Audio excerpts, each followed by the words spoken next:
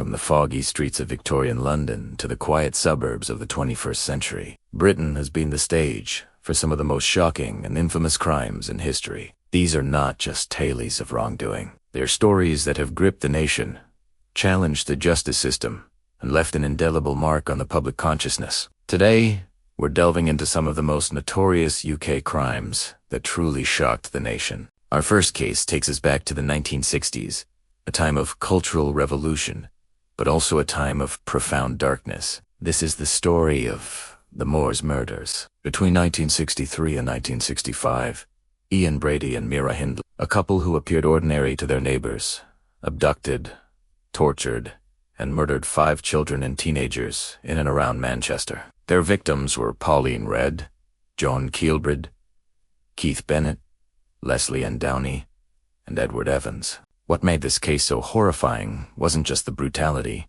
but the calculated cruelty of the couple. Hindley, with her bleached blonde hair and stoic expression, became a figure of intense public hatred. She would lure children into their car, playing on their trust, before they were subjected to unimaginable horrors. Brady, a cold and remorseless psychopath, documented their crimes in chilling photographs and audio recordings. The nation was captivated and horrified by the trial in 1966. The details that emerged painted a picture of pure evil. The audio tape of Leslie Ann Downey pleading for her life was so distressing it caused jurors and court officials to break down. Both were sentenced to life imprisonment. But the story didn't end there. For decades, the mother of Keith Bennett, Winnie Johnson, campaigned tirelessly, begging the killers to reveal where they had buried her son's body on Saddleworth Moor. Despite extensive searches, Keith's body has never been found. Brady and Hindley died in prison, taking that final, cruel secret to their graves. The Moors murders remain a haunting reminder of the darkness that can hide behind a seemingly normal facade. Next, we move to London in 1966, a story of ambition, greed, and a heist so audacious it became legendary. The Great Train Robbery. This wasn't a crime of violence in the same vein as our last case, but its scale and nerve captured the public's imagination like no other. A gang of 15 men, led by Bruce Reynolds, planned to rob a Royal Mail train traveling from Glasgow to London. The train was carrying a huge sum of money, the equivalent of over £50 million today.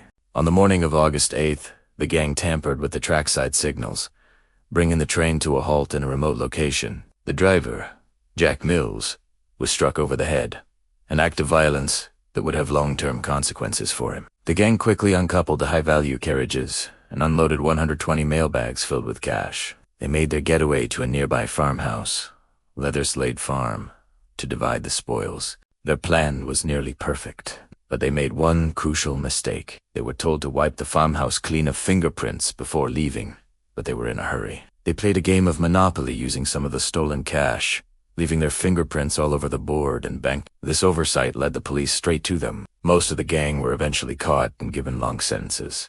However, some, like the infamous Ronnie Biggs, managed to escape prison and live as fugitives for years, becoming almost folk heroes in the process. The Great Train Robbery became a symbol of a bygone era of gentlemen criminals, a myth that obscured the real violence and trauma involved. Now, let's fast forward to the 1980s, to a quiet village in Essex.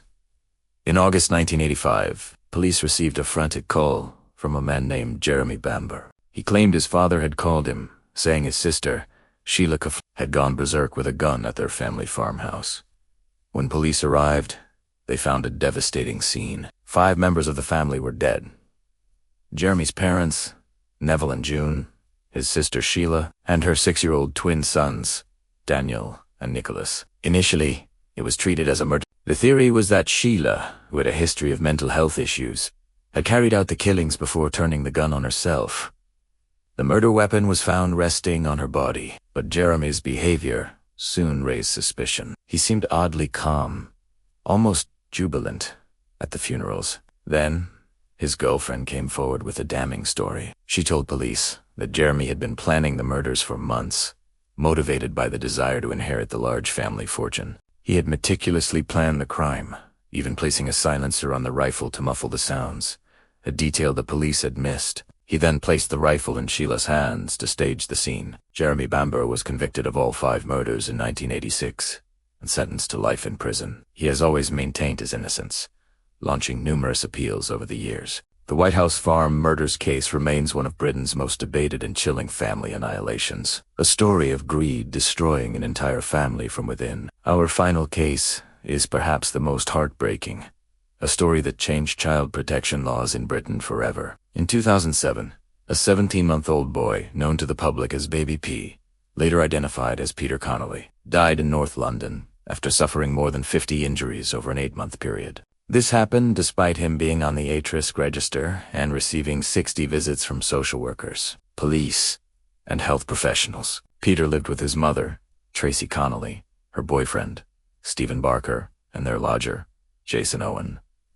He was subjected to systematic abuse and neglect. The extent of his injuries was horrific: a broken back, broken ribs, missing fingernails, and countless bruises. The final, fatal injury was a spine fracture. When the details of the case emerged, the nation was overwhelmed with a mixture of grief and rage. How could a child, so clearly in danger and known to the authorities, be allowed to slip through the cracks? The case led to a massive public inquiry and a complete overhaul of the child protection system in Haringey, the same London borough where Victoria Climie had been murdered a few years earlier. Peter's mother, her boyfriend, and their lodger were all jailed for their roles in his death. The story of Baby P is a deeply tragic and powerful reminder of society's collective responsibility to protect its most vulnerable members. These cases, from the calculated evil of the Moors murderers to the systemic failures that led to the death of Baby P, have left deep scars on the British psyche. They force us to confront uncomfortable truths about human nature, justice, and our own society. They are more than just true crime stories. They are cautionary tales that continue to resonate decades later.